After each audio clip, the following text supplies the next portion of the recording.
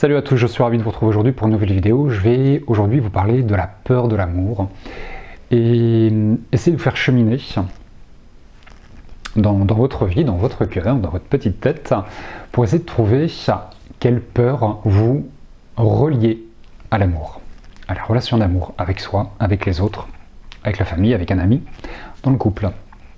On a tous au moins une peur, pour pas dire plusieurs, qui nous relie ou que l'on relie, nous, avec le mental et l'ego, à la relation d'amour. Ou parfois ce que l'on perçoit comme une relation d'amour, mais qui n'en est pas une.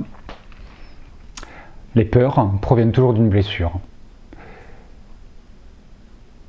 Si vous faites agresser dans la rue, vous n'aurez qu'une peur, c'est à nouveau d'être agressé. Vous faites agresser, ça crée une blessure, on vous a fait mal. Du coup, vous avez peur que ça recommence.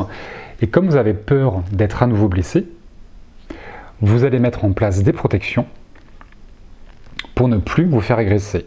Vous ne sortirez plus à l'endroit où vous avez été agressé, vous ne sortirez plus seul, limite vous ne sortirez plus du tout, vous sortirez dans un créneau horaire bien particulier. Votre vie va être modifiée par la blessure d'agression qui génère une peur. Les peurs génèrent des protections. Et tout ça influence votre vie, vous conditionne à être ou à ne pas être d'une certaine manière, à faire des choix ou pas. Et ces influences qui rentrent dans vos vies, vous allez forcément les reporter sur les autres. Du coup, la peur provient d'une blessure.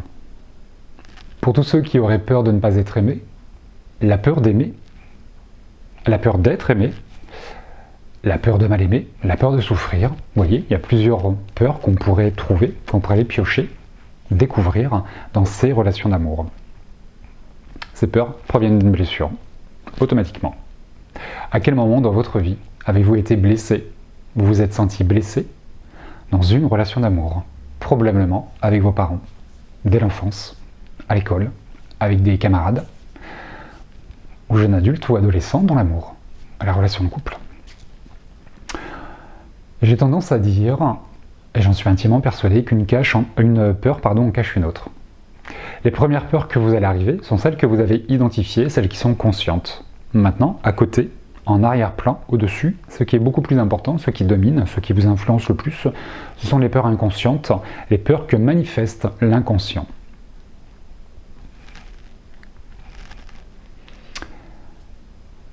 Ces peurs, qu'elles soient conscientes ou inconscientes, elles sont importantes car elles influencent vos choix, vos vies, vos attitudes, vos comportements, et elles vous dénaturent.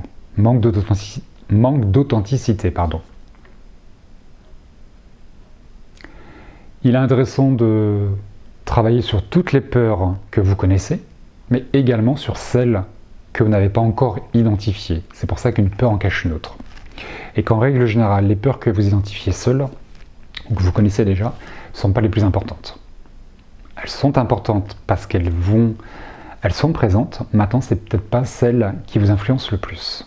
Le plus, c'est l'inconscient. L'inconscient, c'est celui qui vous permet de conduire sur l'autoroute et de vous évader, de partir dans vos pensées. Et au bout de 5-10 minutes, ça nous est tous arrivé, en cuisinant, en tondant la pelouse, où on fait les choses machinalement, on part dans nos pensées et on produit quelque chose. Il se passe quelque chose où on avance dans la voiture tout seul ou en marchant. C'est l'inconscient qui prend le dessus, qui vous domine, qui vous permet de faire quelque chose ou de conduire pour que vous puissiez vous évader. Donc si l'inconscient est capable de prendre le dessus sur vous pour conduire sur l'autoroute, pour faire des crêpes ou vous rendre à pied je ne sais où, il est capable de vous conduire tout au long de votre vie sans que vous en ayez vraiment conscience. Ces peurs sont à relier à une blessure, à un système de protection, à certaines croyances également, et il faut les relier, il faut les coudre, il faut les travailler ensemble. Pour vous permettre, je vais essayer, de vous faire cheminer dans vos peurs et dans vos blessures, notamment celles reliées à l'amour, je vais vous ramener à la naissance de votre âme. On porte tous une blessure qui est commune à tous les hommes et les femmes que nous sommes, c'est la blessure de séparation d'avec la source. L'âme, au moment de sa naissance, est expulsée de la source, elle sort de la source, c'est un accouchement.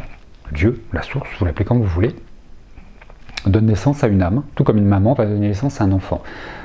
L'âme, dans sa candeur, dans sa jeunesse, dans son manque de compréhension, a une perception bien particulière de sa naissance. De l'intérieur, elle se voit extraite de la source.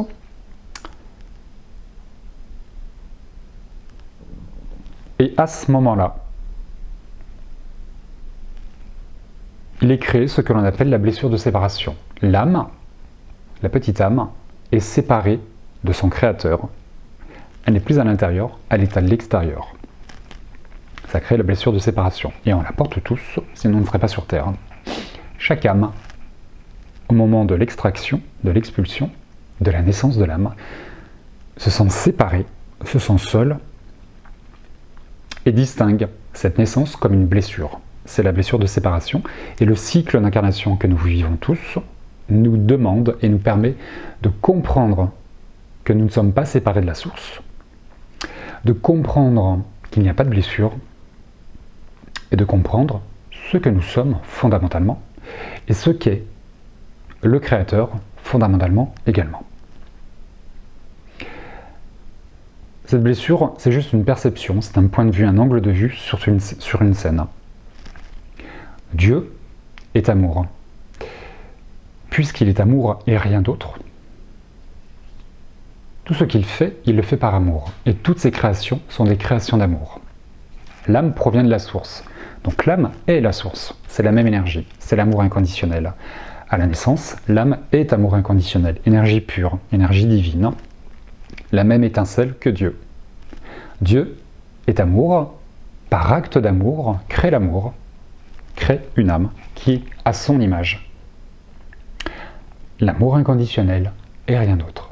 Sauf que l'âme, dans sa perception, ne le voit pas comme ça, et se sent peut-être rejeté, abandonné, pas aimé, quelque chose comme ça. Est-ce que j'ai fait quelque chose de mal? Dieu me met à l'extérieur de lui, peut-être aurais-je fait quelque chose de mal? La culpabilité, pourquoi pas? Il n'y a pas que les 5 blessures de l'âme qui ont été répertoriées par Lise Bourbeau qui existent. Pour moi, il y en a beaucoup plus que ça, notamment la culpabilité. On porte tous la blessure de séparation, maintenant la perception que notre âme a de sa naissance est forcément différente.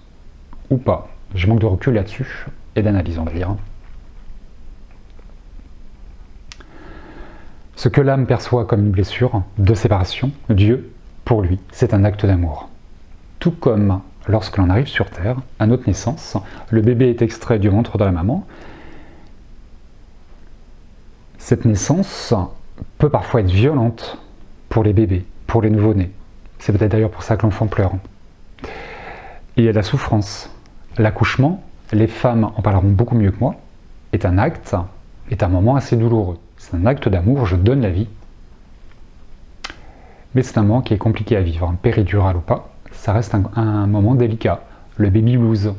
Il y a plein de choses qui ressortent derrière, pour la mère et pour l'enfant. Pendant 9 mois, l'enfant vit dans le ventre de sa maman. Il vit plein de choses. Les mémoires fœtales, il entend, il ressent ce que la mère et le père vivent. Suivant la conception, comment ça s'est pensé, est-ce que c'était prévu, est-ce que c'est une grossesse non désirée, est-ce que c'est le bon moment, le mauvais moment, les projections des parents, les rêves sur l'enfant. L'enfant, le fœtus, porte toutes ces mémoires, reçoit toutes ces énergies.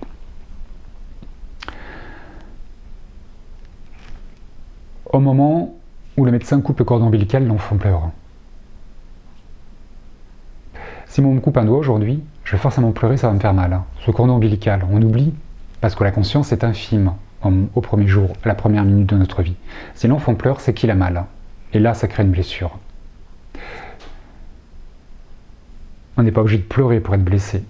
Mais si quelqu'un pleure, c'est que forcément il est blessé. Donc l'enfant, lorsqu'il arrive sur Terre, vit ou revit une blessure. Et notamment la séparation d'avec la mère, qui va réactiver la mémoire de l'âme, la blessure de séparation originelle avec la source, le Créateur.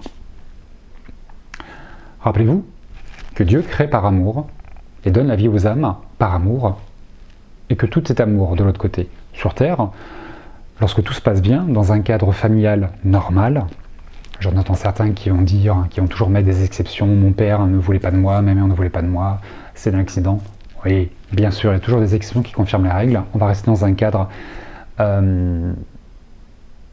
pas logique, mais classique d'un couple qui s'aime et qui veut un enfant, qui souhaite avoir un enfant. Tout comme Dieu, qui est dans l'amour et qui crée l'amour par amour, les parents s'aiment, vivent une relation d'amour et choisissent d'avoir un enfant parce qu'ils s'aiment. C'est l'amour qui donne la vie. C'est l'amour qui leur donne envie d'avoir un enfant. Tout comme Dieu est amour et fait un acte d'amour. Nous avons tous été créés par amour, pour être aimés, pour aimer. Car nous sommes l'amour. C'est ce que nous sommes fondamentalement, comme Dieu. Et c'est ce pourquoi nous avons été créés, pour être aimés et pour aimer. Mais ça, on a tendance à l'oublier. C'est le principe de l'incarnation.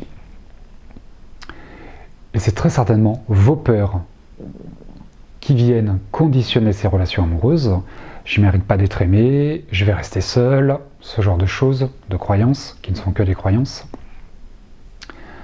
Et la souffrance, liée à l'accouchement, liée à la naissance de l'âme, liée aux vicissitudes de la vie, aux trahisons, aux déceptions, à toutes ces choses dans l'incarnation qui vont nous faire souffrir.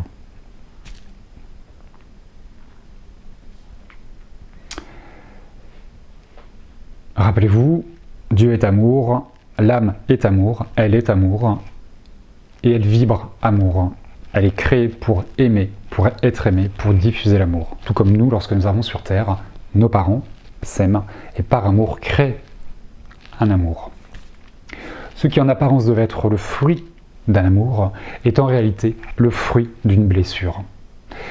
Et c'est ce que je vous invite à comprendre, que nous sommes tous le fruit d'une blessure de séparation au niveau de l'âme, et également dans l'incarnation, une blessure de séparation d'avec la mère, qui rappelle celle de la source. C'est le même concept, le même procédé, c'est les principes universels de vie. Ce qui est présent en haut est présent en bas, ce qui est présent en bas est présent en haut, d'une manière différente, car nous sommes dans la matière, et de l'autre côté, tout est éthéré, énergétique, spirituel. Il n'y a pas la même consistance. La matière nous ralentit et vient ponctuer les choses. C'est pour ça qu'on s'incarne sur Terre, dans cette dimension duale, qu'on appelle la Terre, pour comprendre les choses et changer d'angle de vue, angle de vue sur la naissance de notre âme et nos naissances. Et tout le travail que nous faisons, développement personnel, développement spirituel, vous permet de changer de regard sur vos vies, sur vos naissances, sur les trahisons, sur ce que l'on perçoit comme des abandons, comme des rejets. Parce que lorsqu'on chemine, il y a forcément un acte d'amour qui se cache derrière chacune des situations que vous pouvez vivre, quelles qu'elles soient. Si ce n'est pas de l'amour, c'est des peurs. Dieu est amour, l'homme est censé être amour, sauf qu'il l'oublie, du coup il est peur. Puisqu'il n'est pas amour, il est peur. Énergie amour opposée à l'énergie peur. Les deux sont reliés. Donc lorsqu'on n'est pas dans l'amour, on est dans la peur. Soit qu'on agit par amour, soit qu'on agit par peur. Si vous analysez, si vous êtes objectif avec vous-même, si vous sortez de vos vies, de votre affect, que vous analysez vos comportements, soit vous faites des choix par amour, soit vous faites des choix par peur. Je vais m'aide avec lui ou avec elle parce que j'ai peur de rester seul. Ça arrive. Lorsque vous allez identifier ces peurs, ça va vous permettre de comprendre votre fonctionnement, les protections que vous avez mises en place, et le fait que vous n'avez pas un comportement qui est naturel, parce que vous êtes conditionné par les peurs. Projetez-vous dans un moment où vous avez vraiment été amoureux. Vous avez ressenti l'amour, vous avez vibré l'amour, vous avez dégagé de l'amour. Que ce soit dans une relation de couple, à la naissance d'un enfant, dans une relation avec un ami, avec un animal de compagnie, dans la nature, un moment de vie, ou un acte d'amour avec une personne. Quand vous êtes dans l'amour, quand vous vibrez l'amour, il n'y a pas de peur, il n'y a pas de doute, on est dans l'instant présent, et on vibre le bonheur, on vibre la joie, on vibre l'épanouissement, il n'y a aucun manque, aucun vide. Tout est complet. Lorsqu'on est dans l'amour, tout est complet. Et quand on n'est pas dans l'amour, ou quand on a des peurs, c'est là où c'est le bordel, et les conditionnements sont complètement différents. Dépendance affective, manipulation, attachement, contrôle, amour sacrificiel, amour passionnel. C'est marrant parce qu'on parle d'amour passionnel et sacrificiel, pour moi c'est pas de l'amour, ce sont des liens toxiques. L'amour rend heureux, épanoui et libre. Pour moi, il n'y a qu'une forme d'amour, c'est l'amour inconditionnel. Et limite, je trouve que c'est une bêtise de qualifier l'amour. On n'a pas à qualifier l'amour. C'est l'amour, ou alors c'est des liens qui nous apprennent à aimer. qui nous font évoluer dans nos vies personnelles pour apprendre à aimer. À aimer d'une manière pure, comme un enfant aime sa maman. Au premier jour, les parents aiment leur enfant. À la conception, dès que vous savez que vous allez avoir un bébé, vous aimez vos enfants. Vous ne savez pas si c'est un garçon, si c'est une fille, s'ils seront gentils, s'ils vont vous ressembler. On s'en fout, on les aime parce qu'on sait qu'ils vont arriver. C'est le fruit d'un amour. Après, ça devient le fruit d'une blessure. C'est blessure de séparation. Et après, c'est conditionné.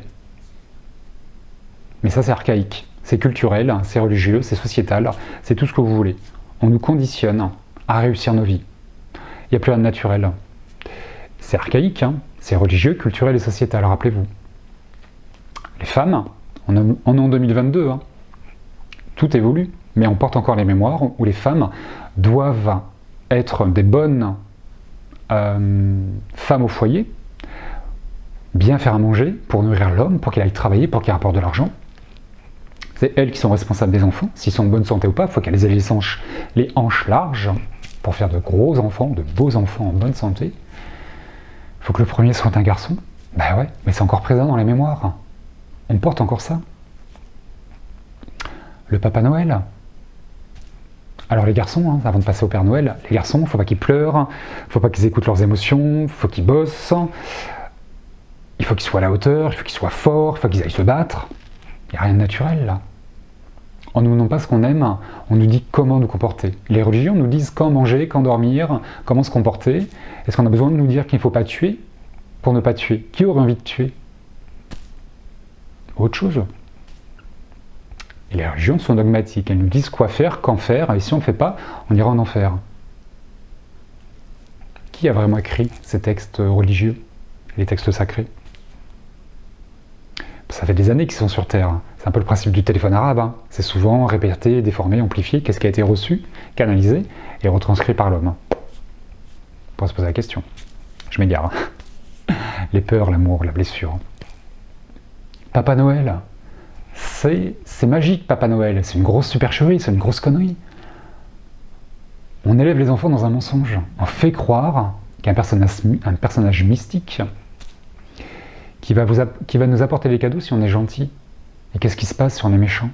On n'a pas de cadeaux. Ça veut dire quoi être méchant? Ça veut dire ne pas répondre aux attentes de nos parents?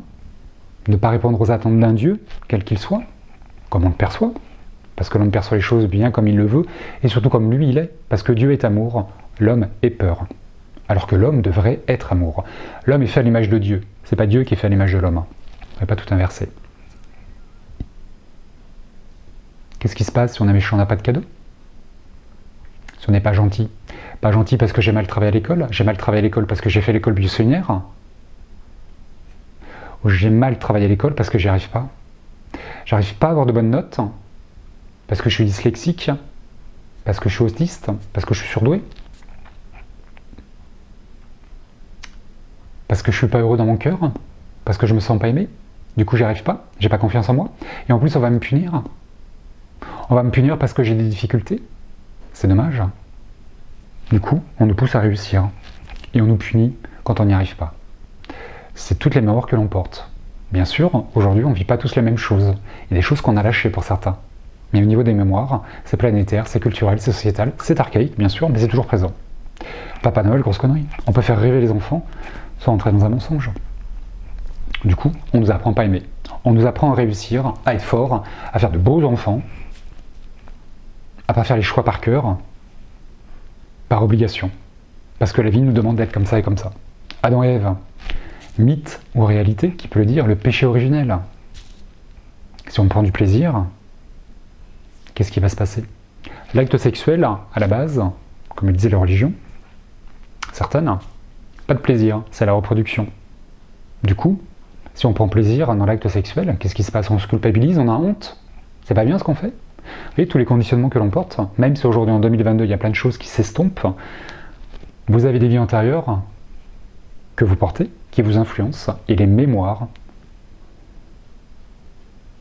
suivant les cultures et les pays dans lesquels nous sommes, qui sont toujours actifs et qui viennent, comme des soubresauts, des réminiscences, viennent nous influencer. Et c'est tout ça qu'on est en train de changer dans ce nouveau paradigme, dans cette 5e dimension vers laquelle nous allons.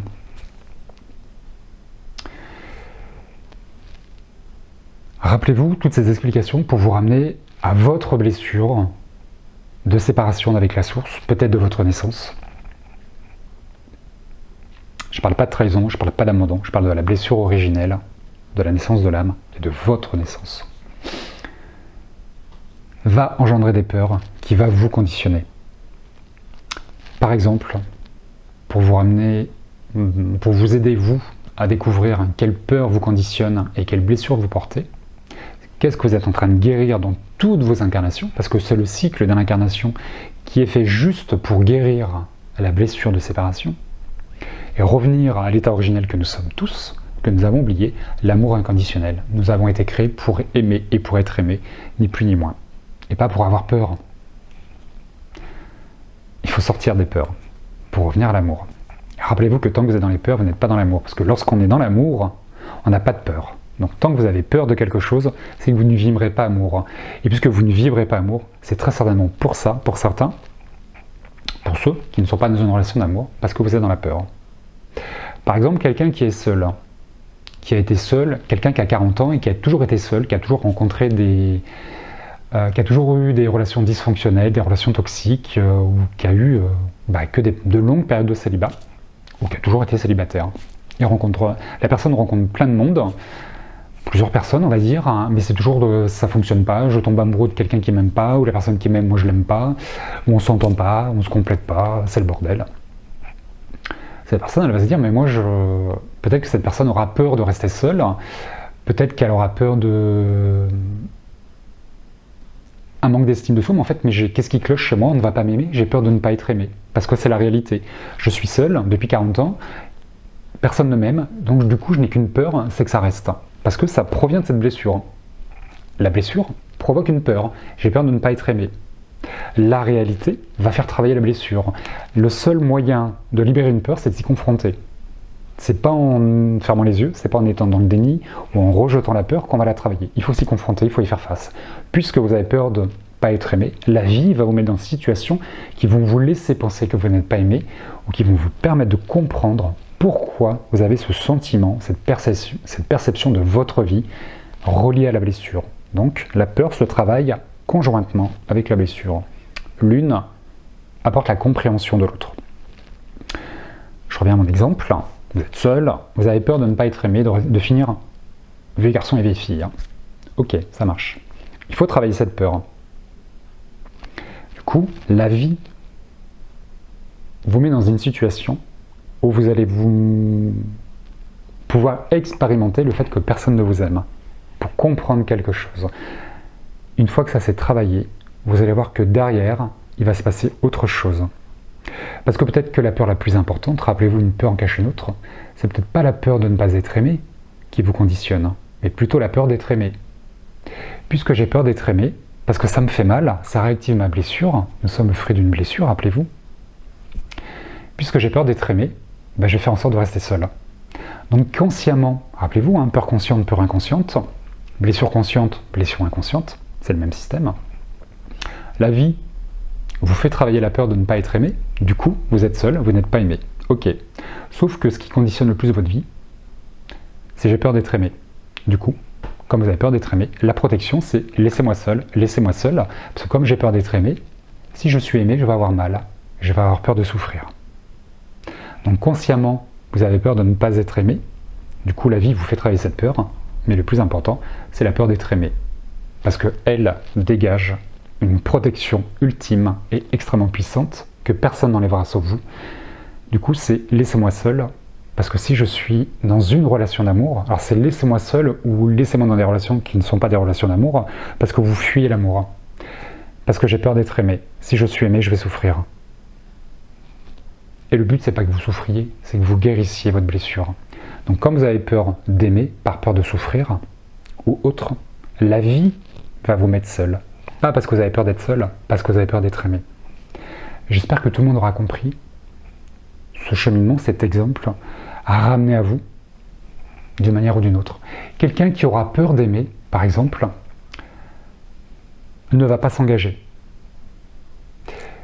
J'ai peur d'aimer, ça sous-entendrait, si j'aime quelqu'un, je vais le faire souffrir. Rappelez-vous, la peur ramène à une souffrance, à une blessure. Si je t'aime, je vais te faire souffrir.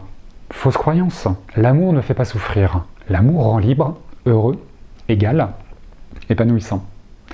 C'est pas l'amour qui fait souffrir, ce sont les relations toxiques. Sauf que dans nos perceptions, on perçoit des relations toxiques comme des relations d'amour. Du coup, on a peur de l'amour. On a tous une, voire plusieurs peurs de l'amour. À vous d'identifier la vôtre. Je reviens à cet exemple. J'ai peur d'aimer. Du coup, je ne veux pas m'engager parce que si je m'engage avec toi, je vais te faire souffrir. Parce que je t'aime. Je ne veux pas m'engager avec toi parce que si je m'engage avec toi, je vais te faire souffrir. Là aussi, on peut peut-être retrouver une culpabilité ou quelque chose comme ça. Du coup, la personne aura que des relations brèves, des relations dans lesquelles elle ne s'engagera pas. Elle va fuir toutes les personnes dont elle pourrait tomber amoureuse. On va expliquer beaucoup de fonctionnement. Pourquoi vous êtes seul, pourquoi vous n'arrivez pas à vous engager, pourquoi ça se termine toujours mal, pourquoi vous êtes toujours dans des relations dysfonctionnelles, des relations passionnelles, pourquoi vous êtes toujours en souffrance, pourquoi plein de choses. Quel est mon comportement? Quelle peur enclenche son comportement? Et d'où provient ma peur? De quelle blessure? Donc pour quelqu'un qui serait célibataire depuis 40 ans, c'est chiant, hein, j'en reviens. Mais c'est pas important que vous soyez célibataire depuis 40 ans. C'est pas ça qu'il faut regarder. Parce que ça, c'est juste la conséquence de la peur et de la blessure. C'est qu'est-ce que ça vous permet de vivre, de comprendre, d'être célibataire. Parce que si vous êtes seul, c'est parce que ça apporte quelque chose et parce que c'est vous qui demandez à être seul. Mais vous n'avez pas conscience. Aussi, on pourrait se dire, on pourrait comprendre, découvrir, qu'il y a des personnes qui restent tout le temps seules. C'est peut-être parce qu'elles ont peur de la peur de souffrir, la peur de perdre leur liberté, la peur de ne plus être elle-même. On peut trouver plein de choses. C'est-à-dire que consciemment, vous voulez rencontrer quelqu'un, mais inconsciemment, vous avez tellement peur qu'on vous fasse souffrir, qu'on vous fasse chier, vous allez vibrer « je veux rester seul ». Et c'est ça qui est le plus important, c'est l'inconscient, parce qu'il vous protège, l'inconscient. Rappelez-vous, blessure consciente, peur inconsciente, mécanique consciente, et il y a autant de choses qui sont inconscientes dans les mécanismes, dans les peurs et dans les blessures. Tout ça, ça travaille très bien dans l'hypnose, les mémoires cellulaires, les méditations, la sophrologie, toutes les techniques qui vont vous permettre d'interroger l'inconscient et de régresser dans vos vies, et pourquoi pas dans les vies antérieures. Maintenant, avant d'aller dans les vies antérieures, c'est intéressant de travailler celle-ci, parce que c'est quand même celle-là que vous êtes en train de vivre. Du coup, on a tous peur de l'amour. C'est con, parce que la peur est l'énergie opposée de l'amour. Et tant qu'on est dans la peur, on n'est pas dans l'amour. Même si on veut l'amour, même si on a l'impression de vivre une relation d'amour, ce n'est pas de l'amour, parce qu'on est dans la peur. Alors que quand vous êtes dans l'amour, vous n'êtes plus dans la peur, vous n'êtes plus dans la souffrance. Et à tous ceux qui auraient peur de rester seuls, ou d'être toujours malheureux en amour, quelle mécanique inconsciente vous laisse penser ça? D'où provient ce système de croyances et de pensées erronées? De quelle blessure? La blessure originelle, reliée à l'amour. Du coup, on a tous des peurs reliées, que l'on relie à l'amour dans nos perceptions, dans notre manque d'informations, dans nos souffrances, dans nos peurs. Et c'est tout ça que nous sommes tous en train de vivre. Du coup, on a tous peur de l'amour. C'est con. Parce que lorsqu'on est amoureux, on n'a aucune peur. Ça aussi, rappelez-vous de ça. Dieu est amour, ne crée que par amour. Il n'y a pas de colère, il n'y a pas de châtiment divin, il n'y a pas de punition, il n'y a pas de chantage affectif. Il faut être gentil, il faut être aimé. Si t'es gentil, tu iras au paradis, si t'es méchant, tu iras en enfer. Ce n'est que des conditionnements que l'homme a créés pour dominer les autres hommes. Les peurs conditionnent. Les peurs, c'est de la manipulation. Les journalistes, les hommes politiques, les médias, les publicitaires utilisent les peurs pour vous manipuler. Pour nous manipuler. Bien sûr que si. La peur de manquer. La peur de ce qui pourrait se passer. Les psychologues le disent ou les psychanalystes le disent, je crois qu'il y a 9 peurs sur 10 qui n'existent pas. C'est con quand même, parce qu'il y a quand même 9 peurs sur 10 qui nous font chier, qui nous conditionnent à pas être heureux, et à nous éloigner de toutes les sources de bonheur. Dans l'expectative qu'il pourrait se passer quelque chose. Et la plupart du temps, il ne se passe pas grand-chose.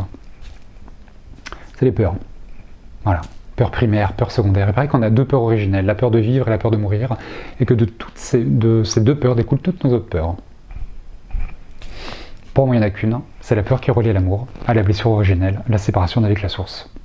Qu'est-ce que j'ai bien fait pour que Dieu me mette à l'extérieur de lui? La maman et l'enfant souffrent au moment de la naissance, de l'accouchement. Est-ce que Dieu et l'âme souffrent? J'en sais rien. C'est peut-être une question à se poser d'ailleurs. Je vais me la poser. On verra ce qu'on me donne. Dieu ne souffre pas, il est amour. Lorsqu'on fait quelque chose par amour, même si ça nous coûte, même si c'est compliqué parfois, d'aider quelqu'un, de l'accompagner, on ne souffre pas, parce que c'est de l'amour. Parce qu'à ce moment-là, on ne voit pas la souffrance, on voit l'amour. Sur quoi on porte notre attention? L'amour et les peurs. La peur et l'amour sont une énergie, sont une seule et même énergie. Ce sont les deux opposés, les deux extrémités. Où est-ce qu'on se place? Dans les peurs et dans l'amour. On peut passer de l'une à l'autre, on peut varier. C'est pas tout noir et tout gris, tout blanc, pardon. Tout noir ou tout blanc, ça peut être gris, ça peut être nuancé, tout ça.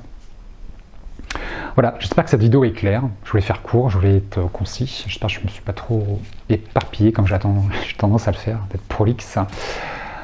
Prenez le temps d'écouter, d'intégrer, de réécouter cette vidéo, de ramener les choses à vous, dans la peur de...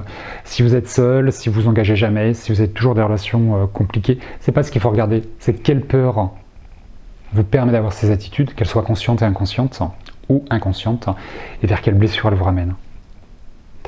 Parce que ce qui est important, c'est la blessure, c'est la source, c'est pas la conséquence. Vos comportements ne sont que les conséquences de vos peurs, et vos peurs ne sont que les conséquences de la source. On s'intéresse à nos comportements, bien sûr c'est important. On s'intéresse à nos peurs, bien sûr c'est important. Mais on s'intéresse surtout à la blessure, parce que c'est elle qui enclenche tout. Si je guéris ma blessure, la peur disparaît, et le comportement change, du coup on redevient authentique, un être humain. Un être fait d'amour, un être fait pour aimer, pour être aimé, pour rayonner l'amour inconditionnel, cette vibration. Comment savoir quand est-ce qu'on a guéri sa blessure? C'est simple, il n'y a plus de peur et ça fait plus mal. Pour ceux qui porteraient la blessure de rejet, ou l'abandon, peu importe, lorsque vous avez guéri votre blessure, vous ne souffrez plus du rejet. Tant que vous souffrez d'être rejeté, ou d'être abandonné, ou d'avoir peur d'être rejeté, ou d'avoir peur d'être abandonné, c'est que vous n'avez pas guéri votre blessure en totalité. Le jour où vous avez cicatrisé votre blessure, elle se voit, la blessure. On ne l'oublie pas. Elle nous informe de quelque chose, la blessure, donc elle est utile. Elle permet de guérir. Une fois que c'est guéri, c'est cicatrisé. Je la vois, mais quand j'appuie dessus, ça ne fait plus souffrir. C'est la cicatrice que je touche. Elle me rappelle qu'on m'a blessé, et ça fait plus mal. La blessure émotionnelle, d'abandon, de rejet ou autre, c'est la même chose. Une fois que vous l'avez cicatrisée, on va venir la toucher, la réveiller, mais ça vous fera pas mal. Donc dans les situations où vous allez vous faire rejeter et abandonner, vous ne souffrirez pas. C'est comme ça qu'on sait qu'on a cicatrisé nos blessures. Et la question, est-ce qu'on peut vraiment les cicatriser? Oui, je suis intimement persuadé qu'on peut tous guérir toutes nos blessures. C'est le but de nos incarnations. C'est pour ça qu'on galère autant. On n'est pas là pour souffrir, on n'est pas là pour avoir peur. On est là pour aimer et pour être aimé, et on est là pour guérir. Maintenant, c'est pas simple, mais c'est le but de l'incarnation, du cycle d'incarnation, de revenir à la maison, l'amour inconditionnel, revenir à Dieu et comprendre que Dieu nous aime. À aucun moment, il nous a rejetés, abandonnés, nous a mis à l'extérieur de lui parce qu'il ne nous aimait pas. Ce sont que des perceptions erronées de jeunes âmes, tout comme un enfant va percevoir le monde avec ses yeux d'enfant. Un enfant de 3 ans, ou un enfant de 7 ans, ou un enfant de 10 ans, vous lui demandez qu'est-ce qu'il pense du monde aujourd'hui, il n'aura pas du tout la même perception que la vôtre. Laquelle est la plus juste? La vôtre ou celle de l'enfant? Dans sa candeur, dans sa pureté, dans son manque d'information. Chacun sa compréhension, chacun sa vision. Voilà. Avez-vous peur de l'amour? Pourquoi avons-nous tous peur de l'amour? L'amour ne fait pas souffrir. Si vous souffrez dans les relations dans lesquelles vous n'êtes pas dans une relation d'amour, vous êtes dans une relation toxique, de dépendance affective, d'obsession, d'attachement, de manipulation, on se fout de vous, très clairement. Ça arrive, ça nous est tous arrivé. C'est pas grave, on passe à autre chose. Ça fait travailler. Quelle blessure, quelle peur est touchée, réveillée. Qu'est-ce que vous êtes en train de cicatriser? Prenez le temps, soyez bienveillant avec vous, c'est important. Et aimez-vous, parce que l'amour, il commence par soi. Et on revient à soi pour découvrir qu'on est l'amour. Si je me tourne vers l'autre, je ne vais pas découvrir que je suis amour, parce que je suis tourné vers l'autre. Donc je reviens à moi pour découvrir que je suis amour, que je suis fait pour être aimé et pour aimer. Et une fois que je comprends ça, que je le conscientise, je le vibre. Et j'attire à moi la même chose que je suis, la loi de l'attraction. Forcément, si je vibre peur, la vie va me mettre dans mes peurs et je vais attirer les peurs. C'est logique? Prenez le temps de le comprendre. On n'a pas tous la même logique, on est d'accord. Voilà. J'en dis pas plus. Pour ceux que ça intéresse, je vous renvoie sur ma vidéo que j'ai fait avec Cécile Récolo, intitulée « Et si on parlait d'amour ?» Pendant 1 heure, on vous parle d'amour. Ça pourra peut-être venir en complément de cette vidéo sur la peur de l'amour. Qu'est-ce que l'amour? L'amour véritable, l'amour inconditionnel. Voilà, je vous embrasse bien fort, je vous dis à très bientôt pour une prochaine vidéo. Et d'ici là, prenez soin de vous.